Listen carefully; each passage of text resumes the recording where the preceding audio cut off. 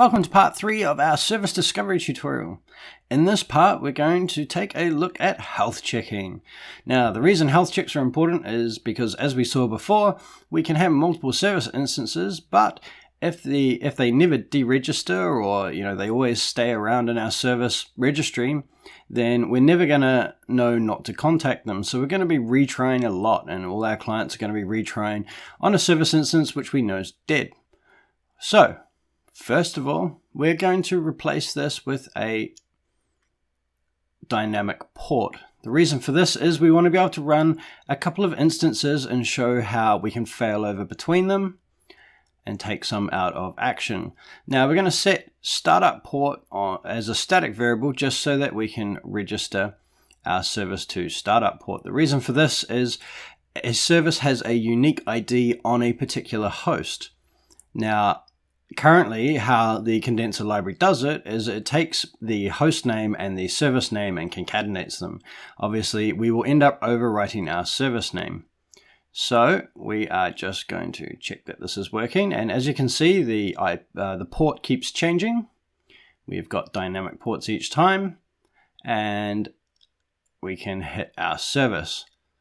Now, even though we've got 50401 registered as well, you can see we're never getting that service instance.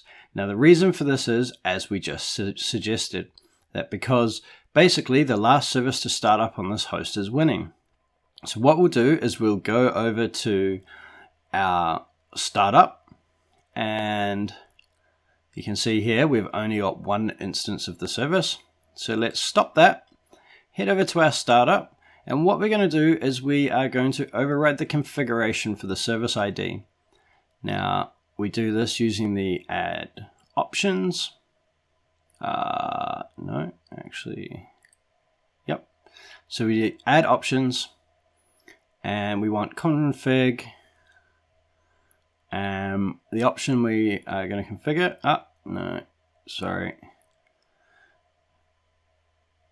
IntelliSense getting in the way here.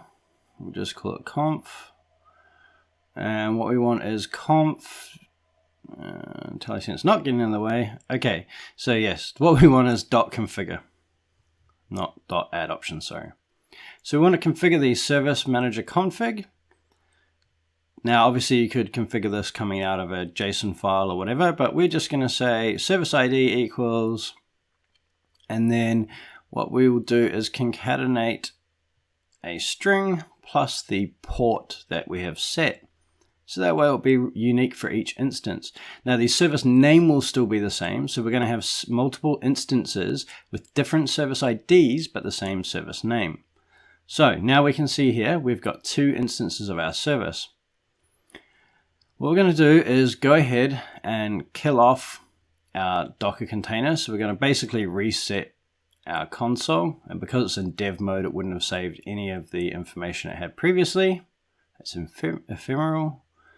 And next up, we're going to make a health controller. Now, this obviously could contain more information, and we might take a look at the ASP.NET 2 health controller pack that is being put together at the moment. But for now, we're just going to have a health controller that returns OK.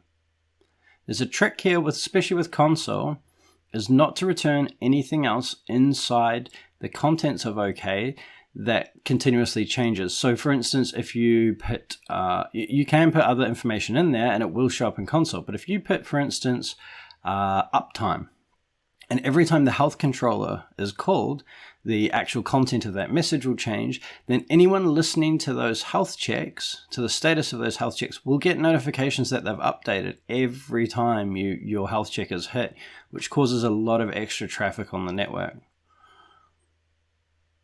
So over here, we're going to say add HTTP health check. Now you can actually switch it to HTTPS, which is fine. But for now, we've just got HTTP and it's API/health. And we want to call it every second will be fine. Now let's start up. So what we can see now is we have a service started up, And what it has is 2 health checks. So you can see there's 2 passing, it says on there. So we click on that, and one of them passing is the agent. So it's basically saying the agent is healthy that this service is contacting. And the second health check is the actual health check, which is returning a 200. Now that we've killed it, we can see that it is not healthy anymore. So we now have an unhealthy instance. Let's go and start up another one. So let's go into our host and do run. We'll copy that and let's start up a second instance of that service. I could have just pushed home there, but never mind.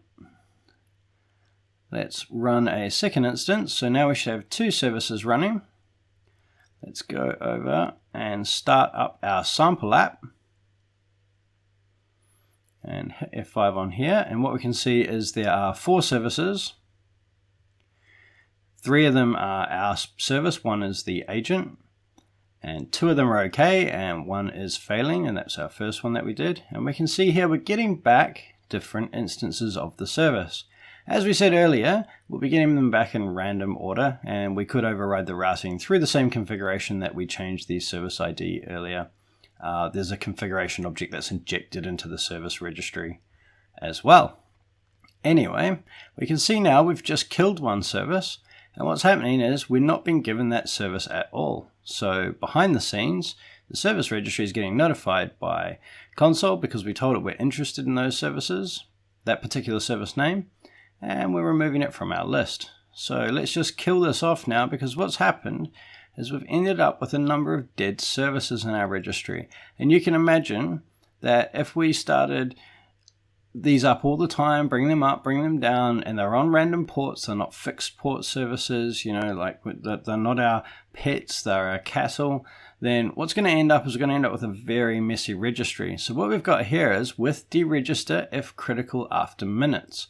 So you can say 10 minutes, 2 hours, whatever, and that means that if say you stop a container or kill a container and you don't want that anymore, then what will happen is it will actually just be completely taken out of console. It'll stop trying to health check that, and it's just considered gone.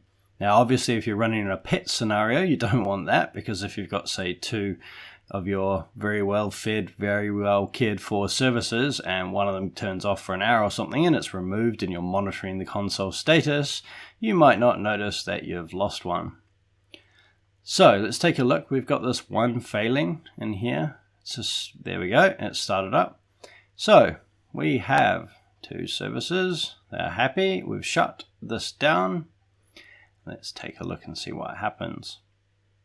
So we wait a few seconds for the health check to fail, just because we've expanded the health check time now to 30 seconds. There we go. So that's now failing. Now we would have to wait a minute. I'm just going to zoom forward in time a little bit here. But what will happen is we're just going to start another instance while we're waiting, actually, just so we can see. Okay, so now we've got 1 healthy, 1 unhealthy, 2 healthy, 1 unhealthy, and there we go. The unhealthy one just got removed. It's now completely gone. So console deregistered that for us automatically. And that's just one way we can try and keep our registry a bit cleaner. Thanks for watching. I hope you enjoyed health checks and keeping the registry clean. And we'll see you again next time for our next set of tutorials, where we'll start looking at .NET 2.0 and some of the cool things we can do with it.